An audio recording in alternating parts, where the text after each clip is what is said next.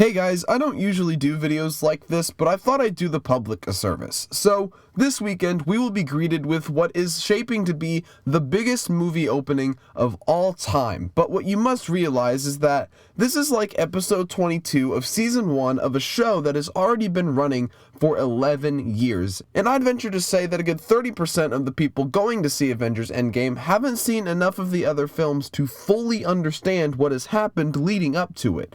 Luckily, I'm here to help you or your uneducated friends and family members. I'm going to quickly unpack the entire MCU with the important things you need to know before seeing Avengers Endgame in the order that they were released. So, without further ado, here's the entire Infinity Saga of the Marvel Cinematic Universe in just a hair over 13 minutes, which, for 21 movies, it's not too bad. Let's go. In Iron Man, a famous rich genius jerk named Tony almost dies and builds a metal suit to escape captivity. He also builds the arc reactor so he can stay alive. He learns what it means to be a hero and announces to the public that he is Iron Man, which is totally against the superhero's code. In The Incredible Hulk, a genius not jerk named Bruce tries to make himself a super soldier, but makes a green monster within himself called the Hulk. He learns to help people and how to control the monster. In Iron Man 2, Tony builds a new arc reactor because his old one almost kills him. He makes more suits and saves more people alongside his friend Rhodey, who got plastic surgery in between films and is now called War Machine.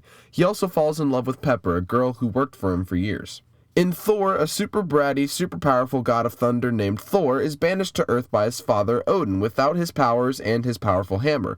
While in New Mexico, he learns what it means to be a good person, he falls in love, makes some friends, he gets his powers back, and helps save both Earth and his home world of Asgard from his evil magic brother Loki, who vanishes into the depths of space.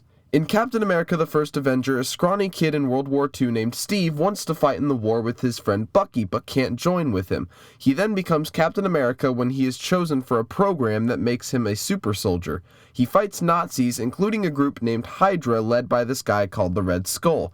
Cap eventually saves everyone, but only after Bucky falls from a train and Steve sacrifices himself by dive-bombing the plane into the Arctic, where he is frozen for the next 70 years until he wakes up and finds himself in the 21st century. In the Avengers, Loki comes back and starts wreaking havoc on everything with his scepter that can control people's minds. The head of an organization called S.H.I.E.L.D., Nick Fury, assembles Iron Man, Thor, Captain America, and Hulk to stop him, as well as Hawkeye and Black Widow, who are both agents of S.H.I.E.L.D.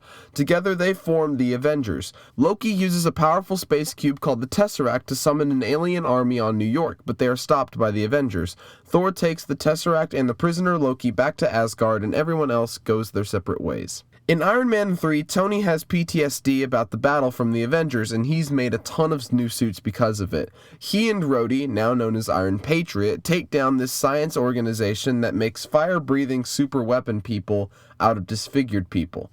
Tony has surgery to get the arc reactor removed from his chest so he can live on his own. In Thor the Dark World, Thor and his girlfriend Jane come across this red liquid thing called the Ether. A dark elf named Malekith tries to use it to end the world. However, Thor defeats him and Loki dies in the process. But psych, not really, he's on the throne of Asgard and we have no clue where Odin is. Thor's friends take the Ether to a creepy dude called the Collector so it can be held there safely. In Captain America the Winter Soldier, Cap is getting used to 21st century life and is working as an operative for S.H.I.E.L.D. now. However, we find out that S.H.I.E.L.D. has been infiltrated by Hydra the entire time, who is being assisted by the Winter Soldier, who is actually Steve's best friend Bucky from World War II, and has now been brainwashed into being an assassin for the past 50 years. He also now has a metal arm. With the help of Black Widow and Sam, an ex-military new friend of Cap's who is known as the Falcon, they take down Hydra, destroying S.H.I.E.L.D. in the process. Steve helps Bucky remember their past, but he's having trouble placing everything together.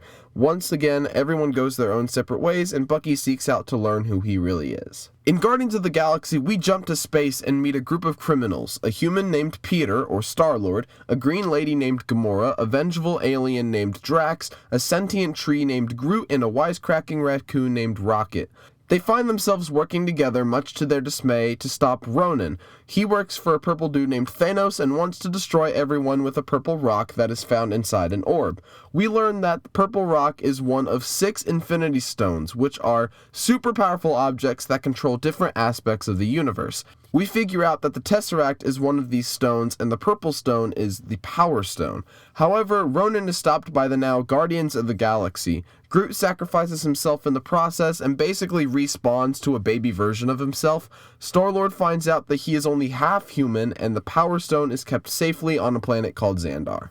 In Avengers Age of Ultron, the Avengers and Rhodey, now War Machine, are back to stop Ultron, a powerful robot AI created by Tony originally to help people, but ends up trying to kill people. Ultron, with the help of Scarlet Witch and Quicksilver, 2 orphaned super people, gets Loki's scepter and uses it to create Vision, another powerful AI. We find out that Loki's scepter had an Infinity Stone in it all along, which is now in the middle of Vision's forehead. However, the Avengers take him from Ultron and win over older Violet and Dash to help stop Ultron, but destroying an entire city and losing Hulk and Quicksilver in the process. Hulk's not dead, he just flew away in a plane that he couldn't control. Quicksilver is, though. Tony decides to take a pause from the Avengers, and Thor goes back to Asgard. Cap and Black Widow help lead a new team of Avengers consisting of Falcon, War Machine, Scarlet Witch, and Vision. In Ant-Man, we meet a thief named Scott, who is a well-meaning father who wants to see his daughter, but can't, because he's a criminal. He steals an old suit that, unbeknownst to him, allows him to shrink and grow back at will. The owner of the suit and his daughter recruit him to stop a crazy tech business owner selling powerful weapons to Hydra people. However, in the process, he goes to the quantum realm by shrinking between molecules, a place where the laws of time and space do not exist. He doesn't remember anything about the trip, though. We find out that Falcon is on the lookout for Scott, now Ant-Man, who had to fight Falcon about halfway through the movie for a piece of tech that they needed for their operation. In Captain America Civil War, the Avengers are put in check by the United Nations after they are deemed too dangerous to operate on their own. Tony is all for this, while Cap is not. Everyone else except Thor and Hulk take sides, including new characters Spider-Man and Black Panther, who both wind up joining Team Iron Man. Eventually, they all end up fighting each other. Bucky and Cap escape the fight, and Tony follows them, but Rhodey loses the use of his legs. The 3 go to Discount Antarctica, where Tony finds out that Bucky killed his parents, and oh snap, Cap knew this all along? Tony gets pissed and goes rage mode on the other 2. Bucky loses his metal arm, and Cap beats Iron Man, but leaves his shield behind. Tony gets back to the Avengers base and finds a burner phone from Cap saying if he needs anything, he'll be there. Cap brings Bucky to Wakanda, Black Panther's home country, where he will recover in peace. In Doctor Strange, another quippy rich genius jerk almost dies. However, instead of building a metal suit, he uses all of his resources and money to learn from somebody only known as the Ancient One, where he learns about the mystical world in order to regain the use of his hands. He learns what it means to be a hero and defeats a dark mystical dude named Dormammu with the help of the Eye of Agamotto, which contains the Time Infinity Stone. He decides to help protect the world from mystical and spiritual dangers. In Guardians of the Galaxy Volume 2, the Guardians crash their ship and find Star-Lord's dad, Ego, who is a living planet. He is accompanied by Mantis, who can read and control people's feelings. Ego gives Star-Lord a chance to unleash his true potential, which he does, but discovers that Ego is just power-hungry and pretty messed up. With the help of Mantis, Gamora's adopted sister from the first film Nebula, and a friend of theirs named Yondu, who sacrifices himself, they are able to defeat Ego. In Spider-Man Homecoming, after the events of Civil War, we see Spider-Man go back to his dual life as a student and a superhero. Spidey, who is under Tony's wing, stops a guy with a winged mech suit who is just power-hungry. Tony offers him a new suit and a spot on the Avengers for his work as a hero, but he declines and goes back to life in Queens. In Thor Ragnarok, Thor's evil sister Hela destroys Thor's hammer and takes over Asgard once Odin dies of old age. Loki goes missing and Thor winds up on some weird planet and finds himself in a Colosseum-style arena where he meets Valkyrie, a former Asgardian fighter, and Korg, a sentient rock being. Thor finds himself battling Hulk, and the two team up with Valkyrie and Loki to take down Hela. Thor loses an eye in the process and brings about Ragnarok, the end of Asgard, in order to destroy Hela. Thankfully, the people are all safe on a ship traveling towards Earth. In Black Panther, after the events of Civil War, Black Panther heads home following the death of his father, the King of Wakanda. His cousin challenges him for the throne, and Black Panther is defeated and supposedly dies. However, he comes back and defeats him, reclaiming his rightful place as King of Wakanda. Bucky also wakes up in Wakanda, reminding the audience that he was there for the past few movies. In Avengers Infinity War, Thanos is after all the Infinity Stones, so when he snaps his fingers, half of all living creatures will cease to exist. He easily gets the Power Stone and the Space Stone at the start of the film. He got the Space Stone by raiding Thor's ship and killing Loki and most of the people on that ship.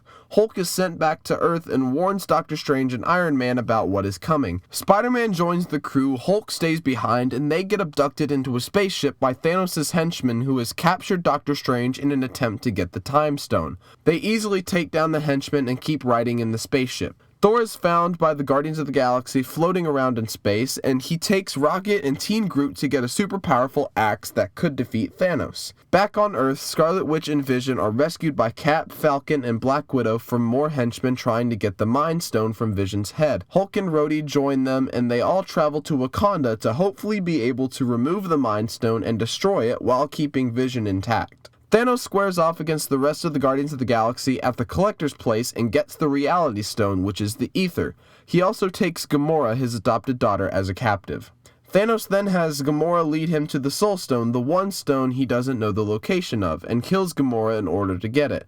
Nebula, who was held captive by Thanos, escapes and calls the Guardians to Thanos' home world Titan. Thor gets his axe and joins the rest of the crew in Wakanda. The other space squad ends up meeting the Guardians on Titan, and they all face off against Thanos, who now has 4 Infinity Stones. No one really stands a chance though, everyone's pretty beaten and battered by the end of the battle. Iron Man is stabbed and almost killed, but is spared when Doctor Strange offers Thanos the Time Stone in exchange for his life. See, what I didn't tell you is that Doctor Strange used the Time Stone to look at all the possible outcomes of their conflict with Thanos, and they only won one scenario. Anyways, Thanos leaves and goes to Wakanda and fights everyone else except Ant-Man and Hawkeye, who weren't even in this movie to begin with. Yet again though, no one really stands a chance. Thanos ends up getting the Mind Stone, which means he has all 6 Infinity Stones. Thor almost is able to kill him, but Thanos snaps his fingers and skirts out of Wakanda. As a result, people start to turn to dust, including but not limited to Spider-Man, Black Panther, Bucky, Falcon, Groot, Drax, Star-Lord, Doctor Strange, Scarlet Witch, Vision, Mantis, and Nick Fury. In Ant-Man and the Wasp, Ant-Man is under house arrest for his involvement in Civil War. He sneaks out, though, with Hank and his daughter, who is now operating as the Wasp, and they devise a plan to rescue Hank's wife / the Wasp's daughter, who has been trapped in the quantum realm for decades. Ant-Man and the Wasp take on and defeat a looming, unimportant threat, while Hank goes into the quantum realm and rescues his wife. Ant-Man is then freed from house arrest and can hang with his daughter again. Ant-Man goes into the quantum realm to get some samples for scientific study, but while he is in there, Hank, his wife, and the Wasp all turn to dust from the snap, trapping Ant-Man inside the quantum realm. In Captain Marvel, we jump back to the 90s. An alien named Carol and her race, the Kree, are at war with the Skrulls, a race of shape-shifting aliens. Carol crash lands on Earth and meets younger Nick Fury, and they become buds. Carol has some visions from what she thinks is another life on Earth. While on Earth, she learns that A. Skrulls aren't evil, just misunderstood. B. She had a life but was affected by an energy from the Tesseract that gave her powers. And C. She learns how to unleash her full potential as a superhero. After stopping the war between the Kree and the Skrull, Captain Marvel goes back into space to help protect people. She and Nick Fury have a pager system though, so if there is ever an emergency on Earth, she'll be there. Another detail that I left out is in the end credit scene of Avengers Infinity War, Nick Fury uses the pager and calls Captain Marvel, summoning her to Earth. And that's everything you need to know going into Avengers Endgame. Obviously, I had to leave out a lot of details, so I'd recommend watching them at some point to get the full story. It's a series that means a lot to me. But other than that, that's really all I've got. Go watch my short film here on my channel, and be on the lookout for my commentary on that short film, which will be available here and on SoundCloud coming soon.